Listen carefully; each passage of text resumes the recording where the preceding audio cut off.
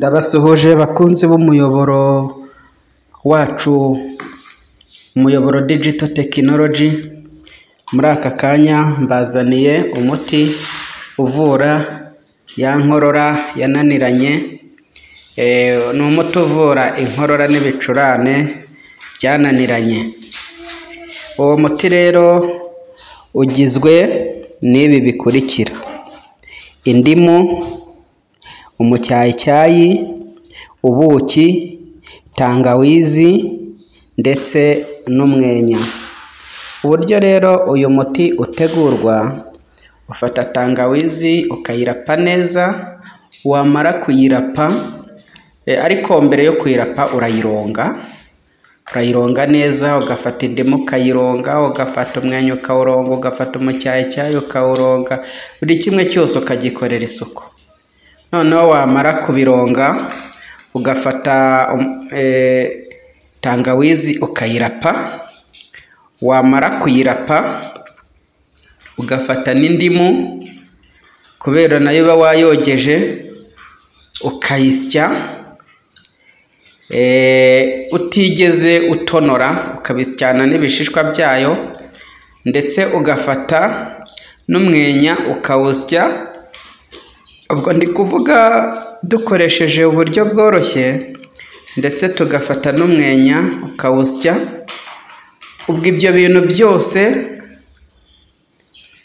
urabisya, ariko hano ku ndimu gato, indimu yo ntabwo uyisya, nari nibeshyeho.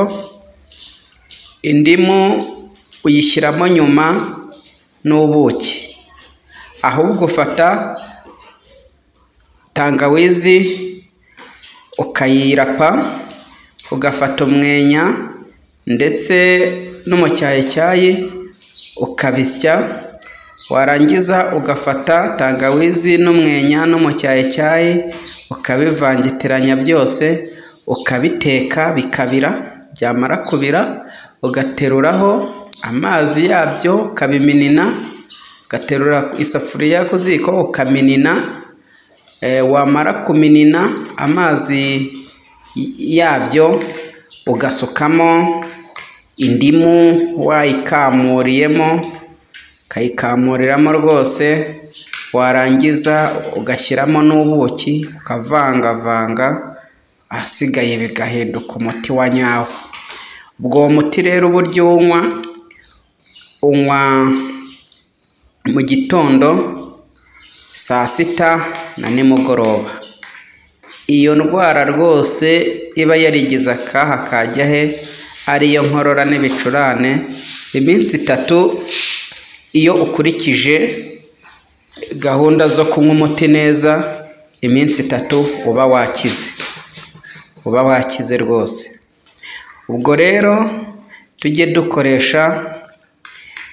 tugera aho tunakoresha ibimera, kuko ibi ngibi ni iby'Imana yaremye, kandi ibishyiraho ngo bitugirire umumaro utandukanye. Hari n'indi mimaro myinshi biba bifite twe tutazi. Reka mbabwire ngo ndabishimiye kandi ndabakunda cyane. Niba hari undi muti ushaka ko tugushyiriraho, utwandikire muri comment tubitubwire, kandi niba wakunze video ukande kuri subscribe ndetse uyisharingire n'abandi, kuko uraba uduteye inkunga. Reka nkubwire ngo ndakwishimiye kandi ndagukunda cyane. Bye bye.